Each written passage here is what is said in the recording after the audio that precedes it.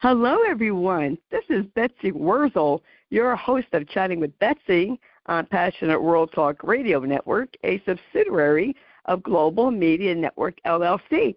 Our mantra is to educate, enlighten, and entertain. The views of the guest may not represent those of the host of the station. Folks, I am so blessed and grateful to do my show, and you never know who's listening. You never know who you're going to get contacted by. And I am so grateful that my guest, Jenny Chan, that's spelled C-H-A-N, heard one of my shows and contacted me.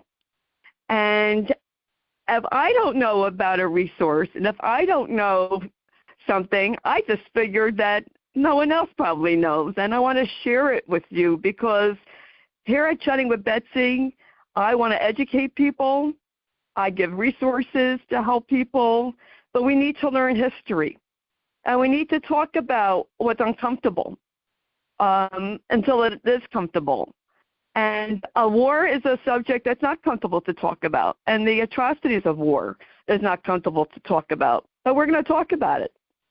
And my guest today, Jenny Chan, she is one of the founders, and she's current director at Pacific Atrocities Education Center in San Francisco, California.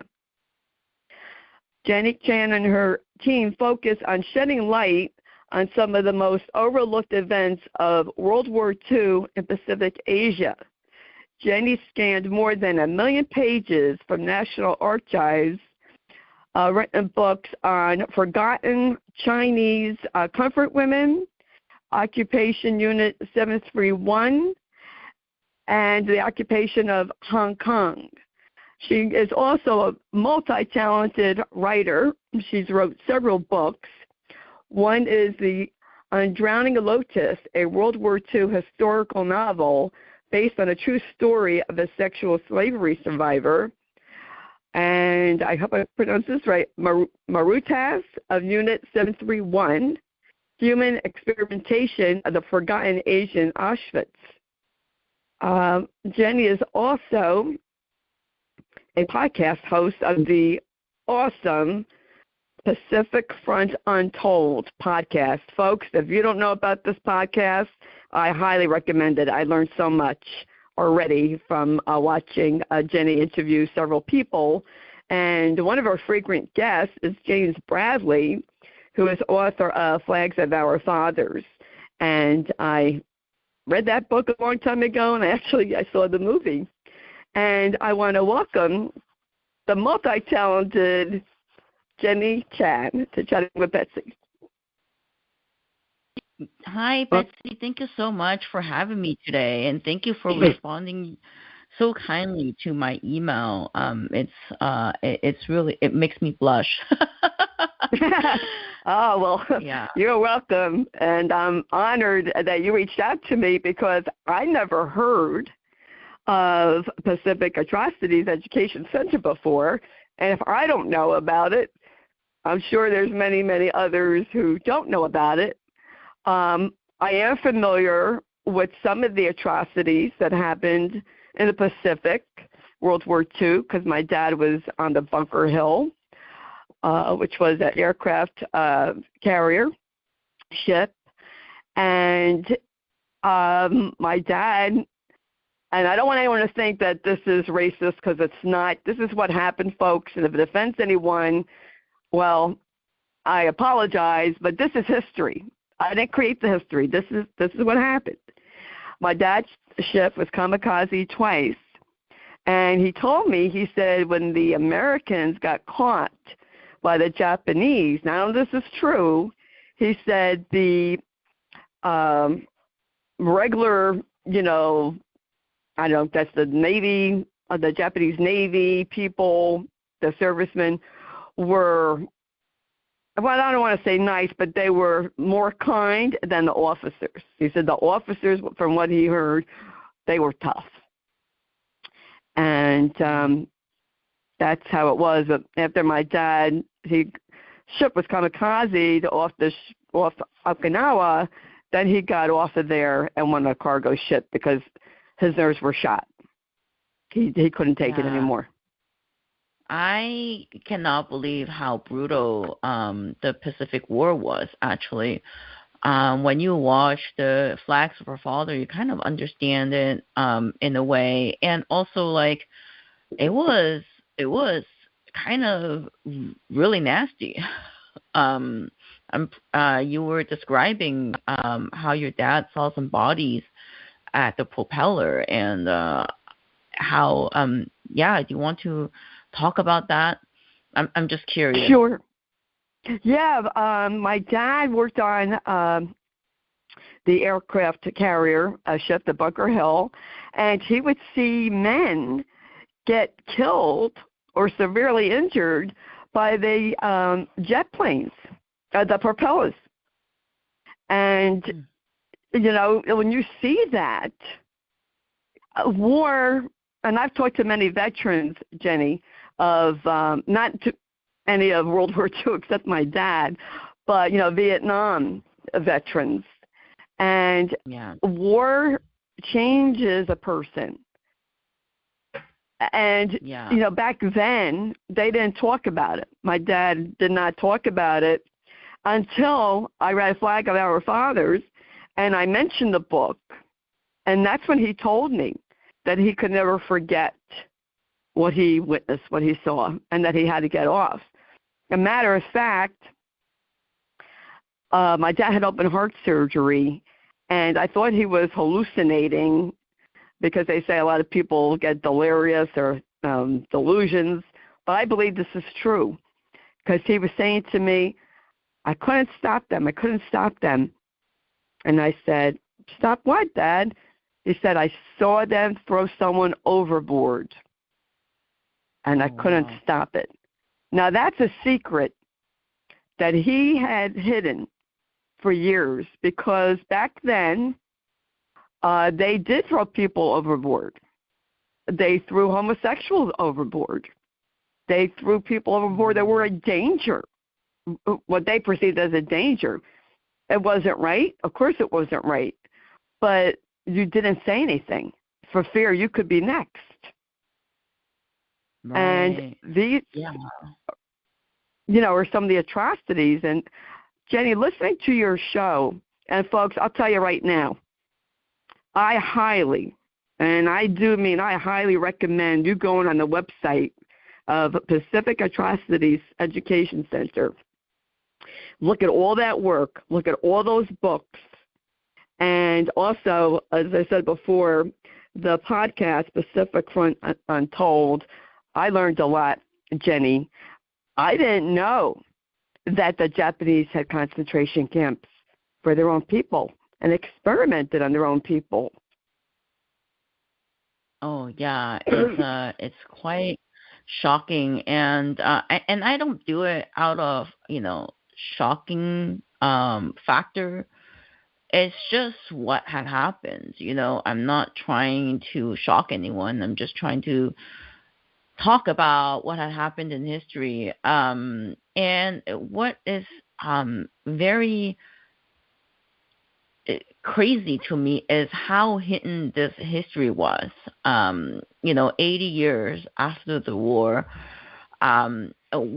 For example, I connected with some guy, his father, I forgot his name, Takegami, and his father worked at this unit 1644, and which was a biological like weapons lab in Nanjing, and he doesn't know what his father was doing because his father really never talked about it. He wishes that he talked to his dad more. And when his dad died, he found a whole box of items in the attic about his father's like stories. And then he started going to like the Japanese archives to look for more about what had happened. And he then realized that he couldn't there was really nothing that he could find. It's like just a name album. And now whenever people talk about this unit, he's like cited as an expert, but he said that he actually doesn't really quite know too much. And he has a whole photo album about this. And what I find interesting is that like this story is so untold, especially if you think about how America was really involved in World War II as well in the Pacific side. Like, for example, your dad fought in near Okinawa, and James Bradley's father fought in Iwo Jima. And these are like these island campaigns that actually eventually won the war. And if we think about it, right, I mean, when I think about my education in public school in like San Francisco, we only watch a movie on Pearl Harbor, and then that was it. Recently, I started realizing that like island hopping campaign was a lot more brutal than I thought it was, and that like POWs from America were also like enslaved in forced labor situation in labor camps. And for example, after Pearl Harbor happened, then Southeast Asia was attacked along with Hong Kong and for resources. And Americans were then captured also along with others during Bataan Death March. And Yes. the death rate was already very high then. And then they were captured, and then they had to do the 65 miles of marching through like really hot weather. And it's incredible how we don't tell these stories. And then they had to endure hell ships. And then because they were already so weak that so when they were sent to like slave labor camps, they were dying every day. Like I was reading this Hookton diary from Robert Peaty, and Robert Peaty was actually also in Hookton, but he was a British officer. And in his diary, he would record like, "Today an American died." It's almost like he was so numb to it because he was seeing Americans dying like every single day in this slave camp that was actually producing Mitsubishi Zero airplane that later would be used for, you know, probably what your dad saw at Bunker Hill. It needs to be told, Jenny. The history we need to know. Yeah. Because you know, what's that saying? Those who don't learn from the past are condemned to repeat it. And even though it's not a pleasant subject to talk about, it needs to be discussed. I wish I did ask my dad more questions, but I wish he would have talked about it, and he didn't. It was only that I'm learning recently, I would say last year. This is such a coincidence. I interviewed someone, Stephanie Woodman, and I'm going to interview her again next month, and she wrote a book, Eyes Over Turk. My dad was there. I never heard about that battle. And how coincidental that she mentions the Bunker Hill in her book. And then she just wrote another one, and, you know, about choices that people make and showing both sides of the war, how the Japanese were affected, how Americans were affected by it. Yeah. And, you know, I'm not saying that it was okay to drop the bomb, but if the Americans would have invaded Japan, the loss of life, I think, would have been more than what the bomb did. Well, it's also incredible that, you know, I'm pretty sure you've heard about Rape of Nanking. And the Rape of Nanking, in the matter of 6 weeks with bayonets and swords, which is a really medieval way of killing people. When you think about it, it's like really manual way of killing. Did more damage than the 2 bombs in that were dropped. I think the casualty were a lot higher. And Rape of Nanking was, you know, that incident happened to 300,000 people. And the whole war I mean, there were the death toll of the whole war in Asia is 30 million. And I had to look it up because I was just thinking, the first time I looked it up, I was like, there's no way, 30 million people died. And I had never heard about this. And I looked it up. Some figures were even at 42 million, and they had no way to verify, like, if it's out of 30 million or 42 million, because the war was so brutal and there were so many villages that were just destroyed by the Japanese in China. That they had no way of, like, counting these mass graves, and that just shows how brutal, like, that whole war really is. And when I was a kid, my grandma was always very upset about me watching Japanese anime. She wouldn't be upset if I was watching, like, Winnie the Pooh or, like, any other Disney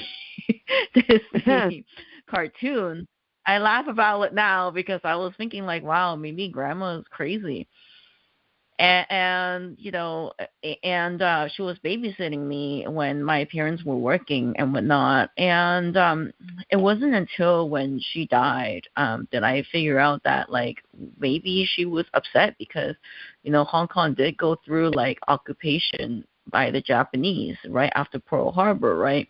And I didn't know about that. And after she passed, we found, like, a whole box of, like, military yen and basically World War II relics under, and it's just these things that people don't talk about, which leads to, like, a lot of misunderstanding. I had no idea why my grandma was always triggered about certain topics or, like, while watching Japanese cartoon.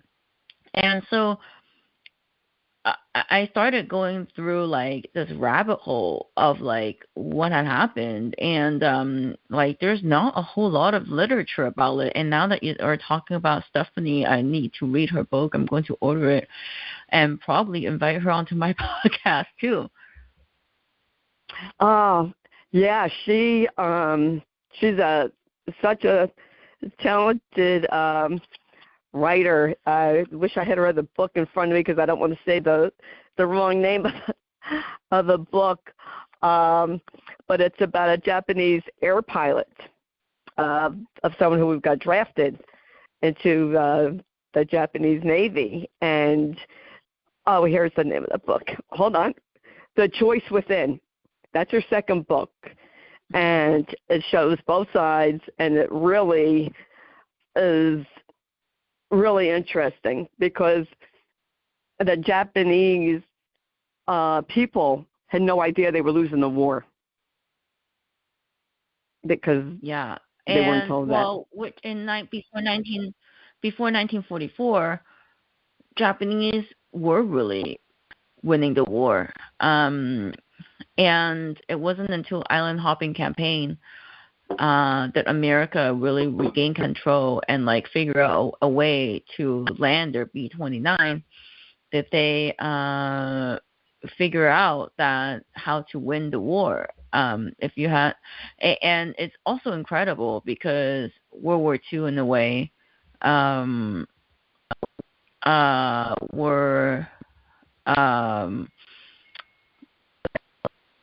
what should I call it? Were started in Asia in 1931 when Japan first took over Manchuria.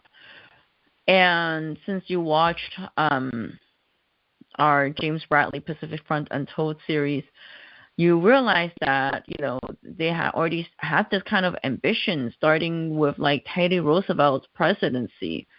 And Teddy Roosevelt really handed Korea to Japan, which then kickstarted, I think, a lot of the brutality in Korea as well. It just is, mind-boggling what went on. So you became interested in the Pacific War atrocities from your grandmother, going through your grandmother's things? Yeah, and because it's the way that she got triggered while I was watching, like, Japanese anime. It leaves a very deep scar in me because I couldn't figure out why she was so upset. I mean, one time when I was I I had saved up when I was a kid to buy all these like Japanese manga as well. And one time she got so pissed off that she tossed away my whole box of manga books. And it's just, and now I come to think about it, it probably millions of people in Asia feel the way she feels. Especially like if you go to Korea as well, I feel like that scar had never healed for a lot of Asians, because every Wednesday, the South Koreans are even protesting the Japanese over the issues of comfort women, and they go do that in front of Japanese embassy. And we don't talk about why that is in the West. And it's for me, there was always this kind of gap between what I was learning in school and what my family was experiencing in terms of history. That's true. I can understand your grandmother's story, because with my dad, the first car I wanted, Jenny, I wanted a Honda so bad. I wanted a Honda. And my father said there's no way any Japanese car was going to be in his driveway or in front of his house. And that was in 1979. Okay, so that's 1979, and he still would not. He didn't want anything Japanese in his house or outside of his house. Later on, however, he did buy a Toyota, and he did buy a Japanese company TV. So he did change his mind.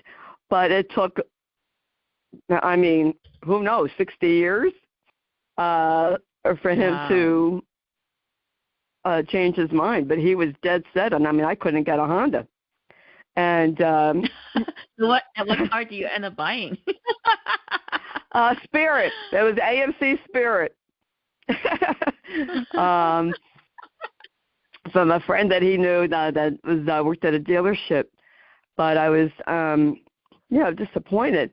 I lived with my family at the time, so I had to go by their rules and regulations.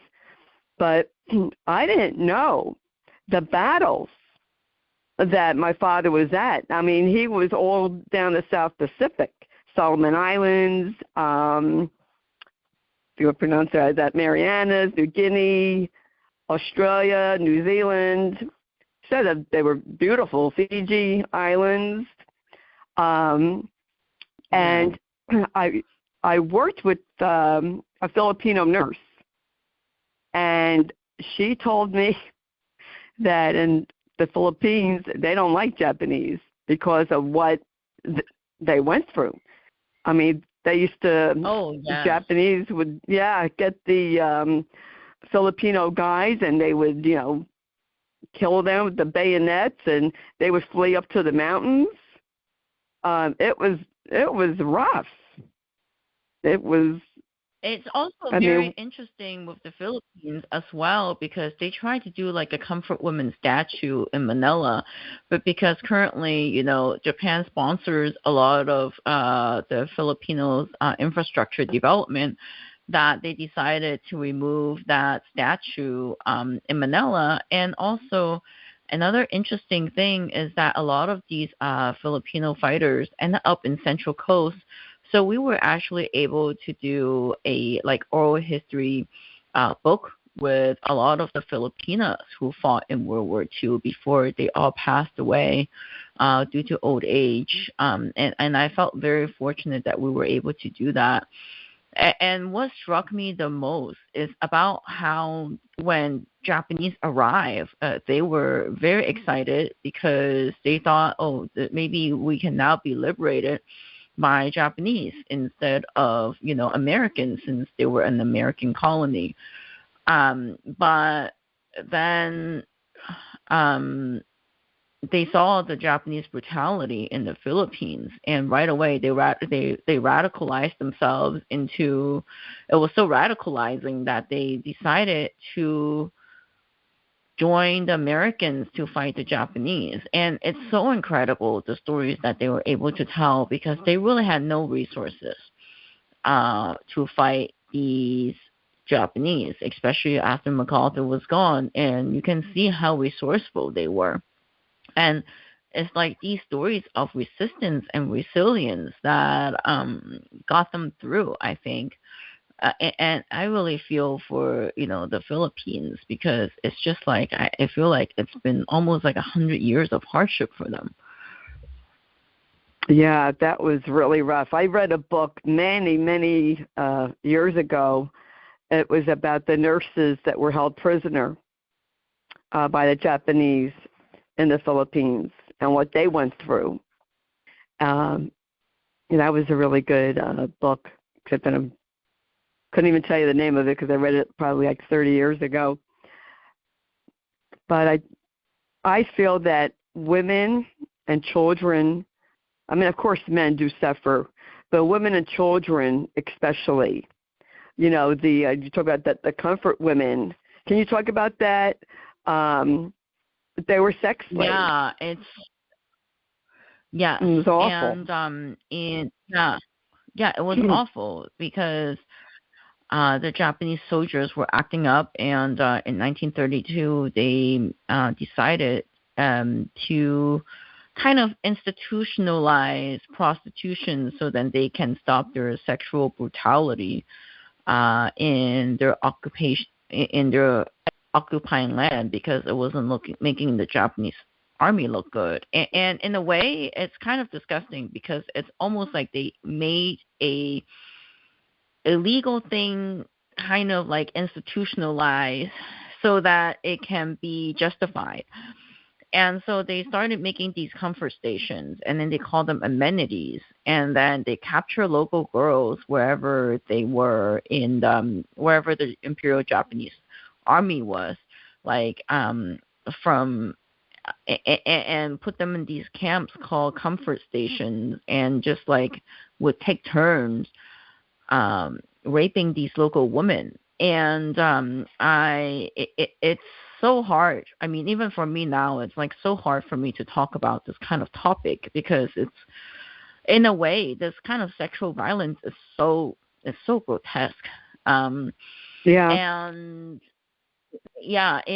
2015, I was able to interview some of these comfort women who were living in Shanxi, and it's a part of China that I had never been to. But I thought, you know what, this might be a trip of a lifetime, because they're already aging, and I might not be able to do that 10 years from now. So I took a gamble and I went, and the stories that they told me were so gross that it took me 2 years to process what they were telling me about. And it took me 2 years to really process and write the book that I wrote called Undrowning Lotus, about what they went through. One of the women told me that they were raped. She was raped 15 times a day, and then eventually she was captured for a few months. And eventually, when she was released, she was pregnant, and her mom, because it's such a taboo topic in China, that her mom told her to, let's just keep it a secret. So she didn't go out for a while, and then after she gave birth, she basically buried the child in a cave with her mom, and then they never talked about it again. Until when I was visiting, and also until later when she was really old and she really wants to talk about it. And it's just, and that makes me wonder how many people suffered in silence and just get triggered when my grandma, how many millions of stories were there out there that just got erased with time. And I also think that history shouldn't be gone because time passed by. We should still preserve history to talk about what happened, so we can learn from history. And history is not just one guy fighting another guy on a battlefield and whatnot. It's also people's situation while they're living in the war. And I think that's a big part of what we do, is that we want to tell these human-centric stories that would that make sense and people's like experience throughout the war. And it's also, I mean, for me, like this Comfort Woman story hit harder than I expected it to hit, because when you see these older women who talk about like how they haven't been able to talk about these stories for decades, the emotional like baggage, I feel like it's Yeah. very, yeah, it's very heavy. Oh yeah. I mean, that's like war. You can't unsee what you saw. You can't undo what was done to you. And they Yes, weren't able to and seek psychiatric help back then. There wasn't any. You didn't talk about mental health back then. oh no, and it's also very interesting because I realized that after reading James Bradley's book, I realized that, yeah, these men probably spent 36 days on Iwo Jima and whatnot, but they spent the whole life thinking about it. Yeah, absolutely. Yeah. I have to share this story with you, Jenny. My dad never cried. I mean, I think I saw my father cry once, and that's when his dad died. Um, my father was not one to show emotion. My mother said they went to a Bunker Hill reunion, and she saw a plaque of his ship, and they touched and he cried. Wow. And my mother, of course, didn't understand.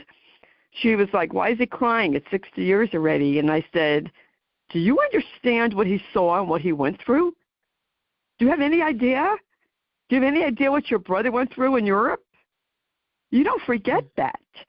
That stays with you."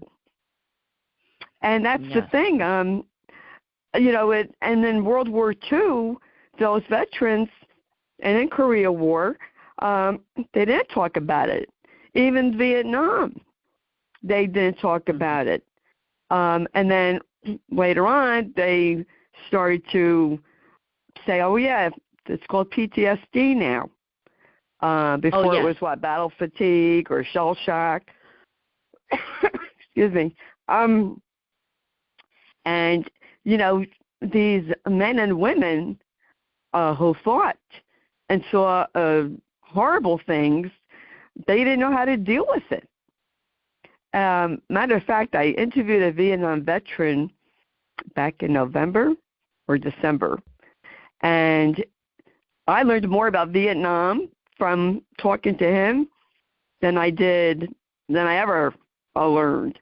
And I was, what they went through, and even in the Vietnam War, Jenny, they had young girls, like even on American bases, as prostitutes. I mean, Yeah. so it's just an awful. It is. It's awful. And in Vietnam, I guess maybe in China, Japan, it could have been the same, but if they were, mixed, American and Vietnamese, they weren't wanted. They were they were isolated. They weren't accepted.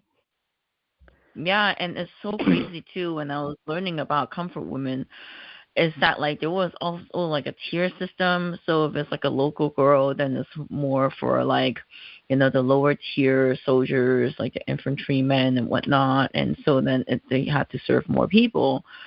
Versus like if they were like Korean or like Japanese, then they were more for like the generals and the higher tier generals, so they could have like serve less people. And I think what's also very interesting about like going to war too is at the end of the day, when it's interesting that you brought up the European theater as well, because I feel like especially when the World War II broke out in Europe as well, when you look at these people who are fighting the war, you can see that if they just met each other at a summer camp at like a normal situation, maybe they could have been friends. They don't have to be fighting. Yes. Like, what is the difference anyway? Um, it's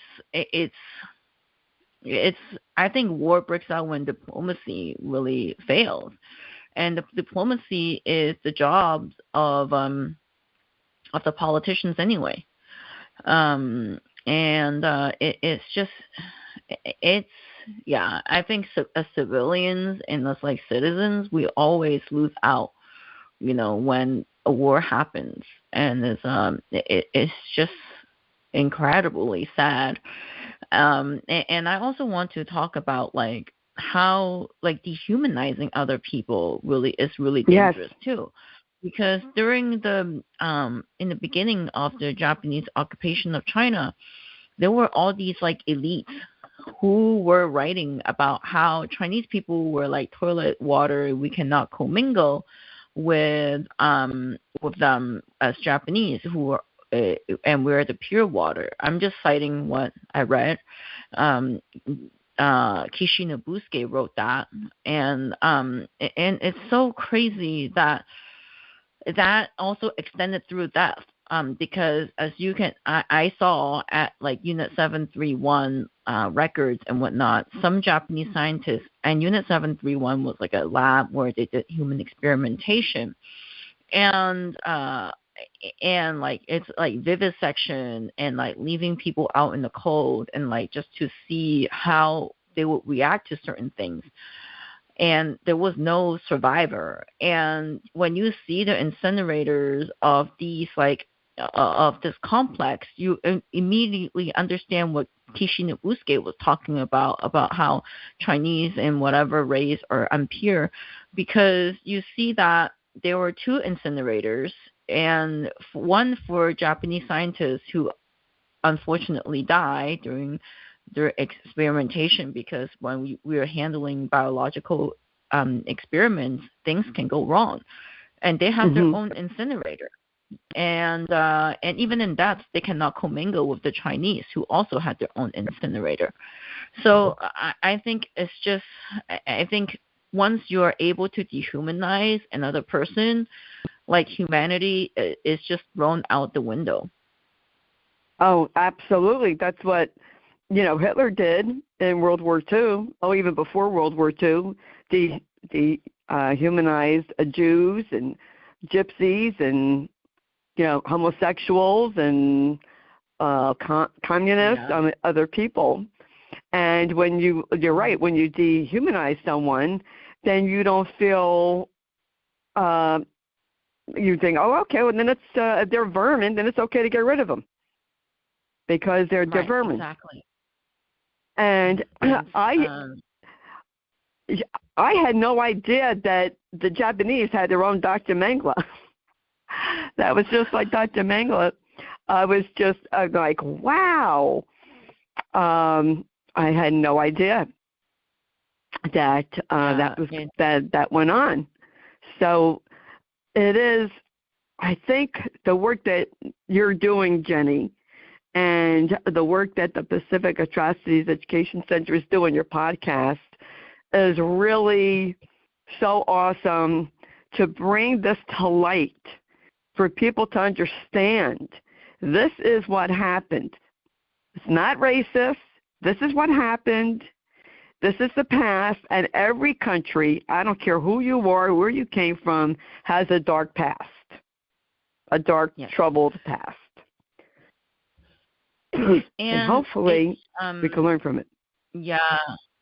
Yes. And I think it's also really interesting because, like, when I first started it, I was posting on social media about, like, what I have learned about, comfort women, for example, right? And there were all these people who started attacking me and also, like, attacking about what I'm trying to say, because they got offended. They were just saying, like, oh, this never happened. The comfort women were paid very high and handsomely and whatnot. And it's just these kind of, like, disgusting comments that I was just like, wow, this is why I think it's really important to do it, because we can't erase history just because the last witness it's gone. And Absolutely. so I think that really is something that's why I've been doing this for like the last 10 years. And when I'm scanning these like documents in the National Archives too, I feel that these like there's a lot of records, but a lot of records are not kept in the best shape, I would say. And a lot of them are onion peel paper because, and during World War II, there was like a lack of resources. And so a lot of it is already so broken in a way that like they're crumbling. And so it's actually hard to try to scan it. And so I think that if I don't do it now, I'm not going to be able to do it in the next 10 years. Just like how I felt when I was interviewing these people about their experience in World War II. If I didn't do it then, there was no way I could have done it. That's true. And I feel that, many Holocaust survivors, many World War II veterans, they're dying, they're up there, that people won't remember the Holocaust. They'll say, there's deniers now. You have the deniers that, denied that the Japanese Holocaust happened, of concentration camps, of experimentation.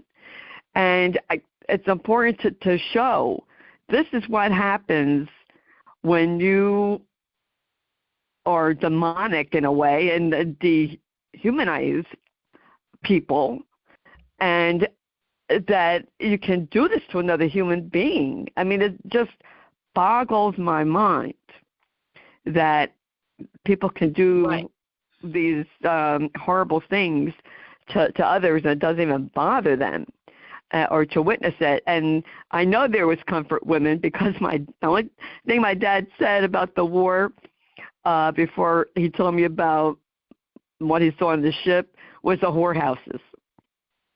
And the VD was very rampant because of it.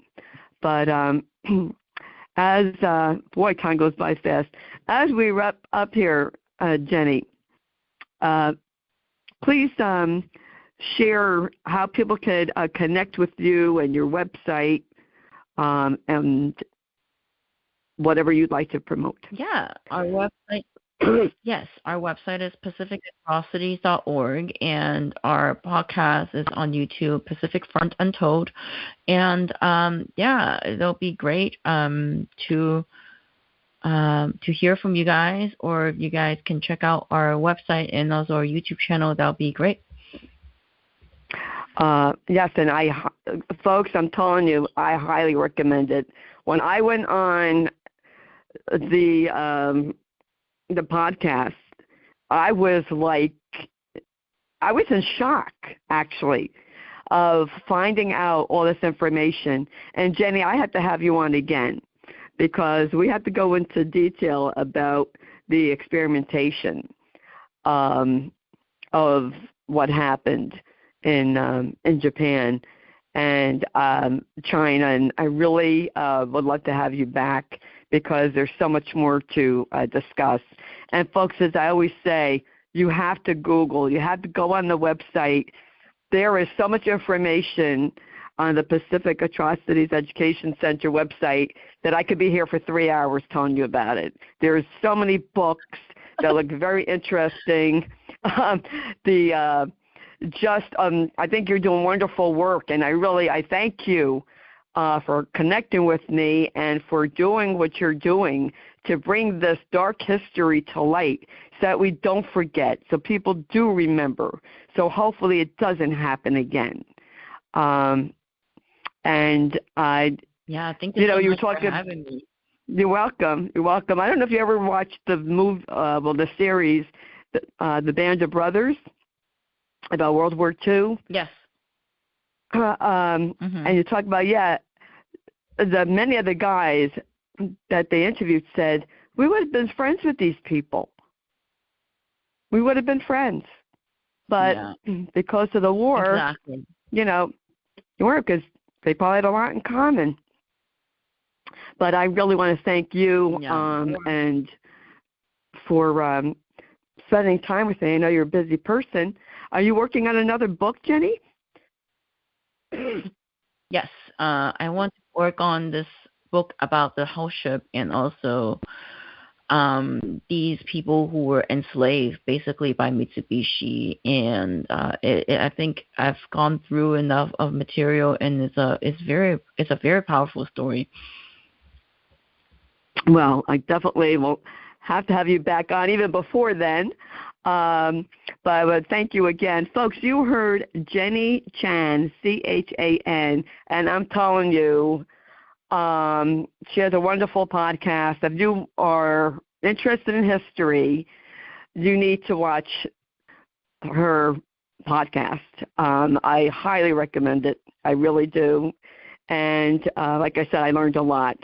And all the information about Jenny Chan will be in the blog that Jeannie Waite, who's the station manager, writes and produces the show. Thank you, Jeannie.